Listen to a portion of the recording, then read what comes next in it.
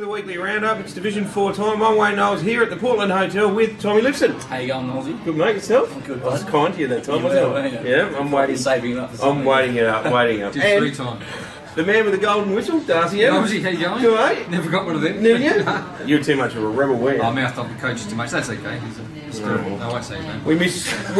We miss characters like you behind the whistle, because the display we seen at this game on Saturday, I'm telling you right now, one word. No, it wasn't. Come on. No, you're a man from Call it how you see it. You're the man that used to wear the white. Polished. How's that? Polished. Put it this way. Put it this way. He's been nominated to do the state game this week, and it's hope he doesn't. The same effort. Hope he doesn't do it this week in the state game. It will be. If he is what we can dish up from our league to do the state game, someone else is polishing something. I think. Right? Because I'm telling you right now, I've seen some hideous people in my time, but They have to be very careful in the amateur league. When they do drop umpires from Div 1 to Div 4, they umpire Div 4 at stand. That makes sense. It probably is when you Div 1, you umpire a certain way down to Div 4, and they're not used to that sort of umpiring. So that's frustrated. We could talk about this. We had sent this off 3 people. Sent off 3 people at once. No. Good. Anyway.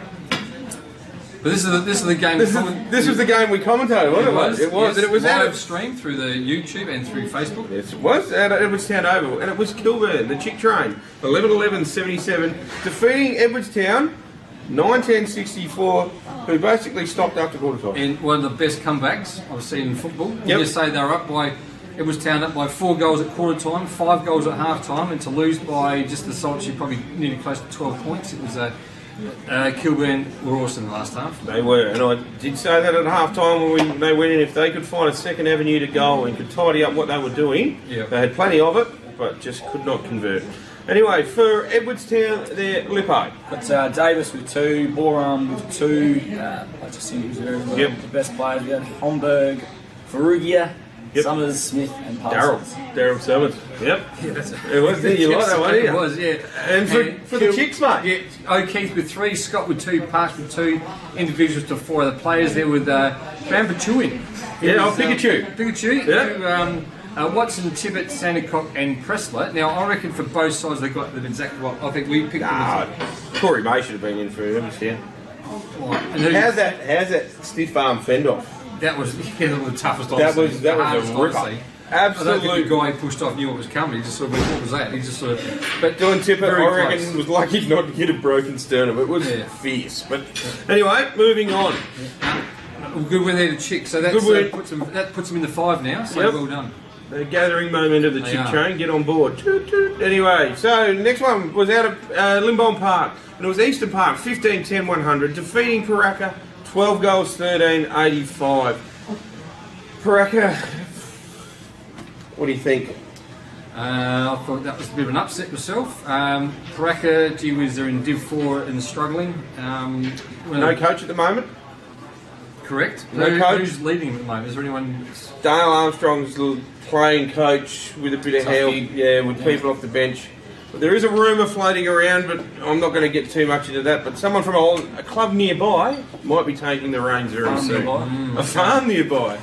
Yeah, right, okay. Look, you know a bit more than me, Lippo. Right. Anyway, Lippo, for the Bulls. The Bulls, we got Batten with 6, Baker with 3, Armstrong, Wiles, and Mudo. Yep. And the best players were Zonnowski, Yep. Van der Moor, Batten, Russell, and Palenstolf. And for Eastern Park. Yeah, McCullum with 5, Sumner with 2, Freeman with 2, Morris with 2, and individuals to 4 other players there with Cullen, Clifton, McCullum, Sumner, and Feast in amongst the best players. So, yeah, a bit of a surprise win there by Eastern Park. Paraka, gee whiz, it's all falling apart down there, isn't it? So you're saying that we might have a farmer going to herd the Bulls? Something like that. Oh, there we go. You heard it straight off the press here. There we are.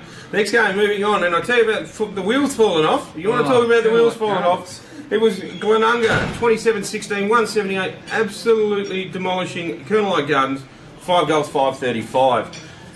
Colonel Light Gardens was sitting, were they sitting second, weren't they? They're still second. Was it 1v2? It was? 1v2, Yep. they're sitting second, still 1 game ahead of Mitcham, who are 3rd, so that's... But 2 losses well in a over row. 150 points from a top 2 side, that's just unbelievable. I tell you, Brett Leonard would not be very happy at all.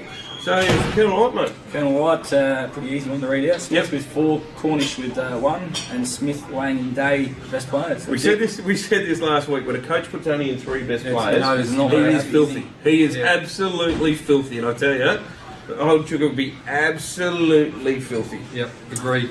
Click the Glennanga, mate. 150 points. So Glennanga Prosser, look, another 8, mate. Yep. You should kill it this year. So Wonky chipped in with 3, Hanks with 3, Brown with 3, Abel with 3. So good lot of 3s there. So Yep. from a massive 3 for scoreline. free. What is it? Harren with 2 and individuals to 4 other players there with Prosser, Bennett, Beard, Lacombe and Ward in amongst the best players. Yep, and no Mickey McMahon as well, playing for the Crows reserve side, so Glennanga can just get stronger and stronger. And moving on, talking about clubs that are struggling, and Jeps Cross 16-14-110, defeating Salisbury 7-4-46. Out at Salisbury Oval as well. Yeah, no surprises there. It's been a while since Salisbury been beaten by 10 goals at home, I reckon. Yeah, I reckon. Anyway, for the Magpies, mate. Magpies got McPherson with 2, Shields with 2, Fleming, Atkinson and Matthews all with 1 each. And the best players we had Timperin, Matthews, Hull, Keenan, Yep. McPherson and Fleming. And for the Rams. Yeah, Clark and Tess with 7, Gibbs with 3, Ladd with 3, Schmidt with 2, and the best players are Rawlings, Clark and Tessa, or the brothers, Yep. both Jared and Jamie, yep. and Tessa's Tahana, and Gibbs in amongst the best That's the players. driver, Tahana. One of my first cars. Yeah. Was it? Was, yeah. Nice. Rana. Yeah. Anyway, moving on. Last game of the round, and it was down here just up the road at Westlake Shore Oval, and it was Mitcham 19-10-124 defeating Smosh Westlakes 12-15-87. Smosh really got punished with injury, didn't they? Am I right there? I thought you were talking about that Saturday. No, Juicy I doesn't know. must be wrong. Anyway, wouldn't be the first time for Smosh, mate. Smoshies, we got Cox with 2, Hughes with 2, Milijevic with 2, Williams with 2, Gareth White with 2, and a couple of singles. So best players we had Thomas, Sivic, Hughes, Gates, and Cox. So a couple of old guys there In the best. players. For Mitcham. Yeah, we've got Roberts with 5, Daly with 3, Henshaw with 3, Rowe with 3, and individual to 5 other players, or 6 other players, with Bradshaw, Sutherland, Roberts, Pinder, and Hall in amongst the best. So you said Mitcham a bit of a dark horse, didn't you, in this grade? I did. I like Mitcham. Yeah, well, when you look at Colonel Gardens, they've fallen off the radar. They've got built by Colonel Kilburn the week before. Just got smashed there by Glennanga. Wills are falling off there. Mitcham, they're 5 and 4, sitting 3rd. So probably could be right there. Just creeping up nicely. Mitcham Glennanga Under the grand radar. final. There you Under go. the radar. Mitcham Yep. Glennanga grand final. I'll call it now.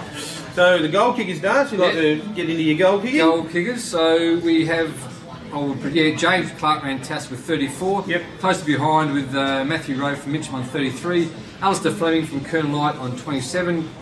Colby Blythe on 26. Yep. And James Blunky from Glennanga on 25. So about 9 goals between them. But James Clark ran Tessa leading on 34.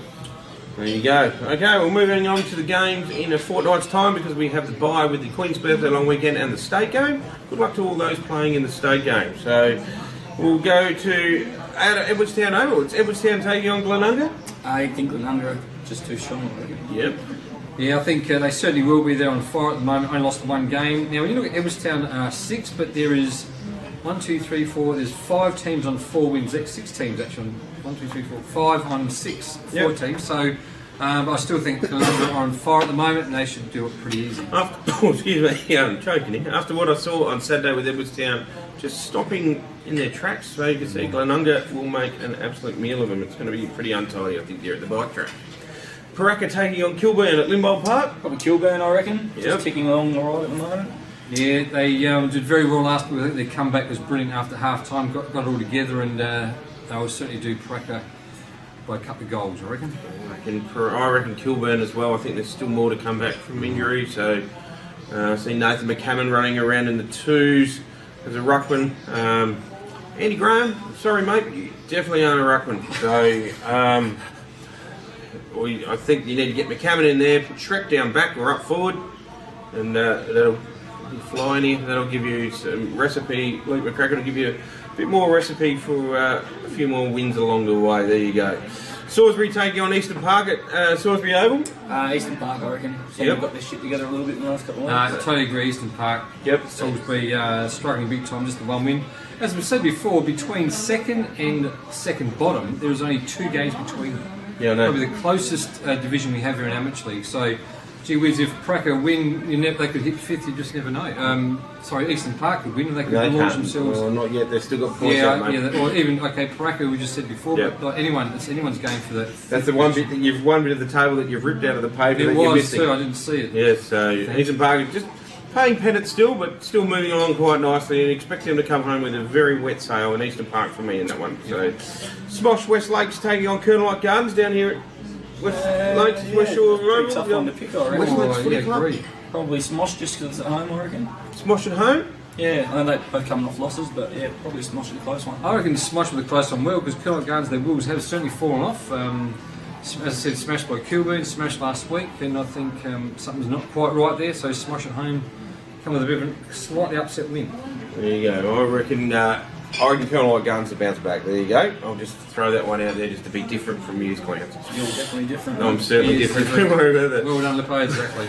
There you go. And this one here is going to be harder to pick than which one's the better footballer, the Lipson brothers. I know that's easy. That's Chris.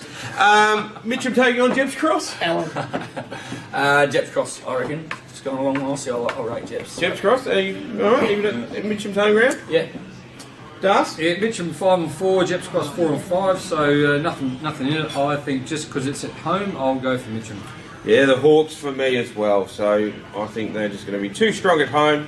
Great. I love that ground to play footy at. I reckon it's Mitcham Oval. You played at Mitcham Oval? Yeah, I played it a few times. I didn't think it was that nice. I like it. I like it. Okay, that's all right. Sorry. Not crap, I shouldn't say. Yeah, That's harsh. that's I a bit know harsh. Mitcham, but no, Start it's calling you someone else. that's just an and average, say it's average shit. sort of an oval, or? Yeah, I like it. Anyway, that's been Division 4 for this week. Thanks for watching.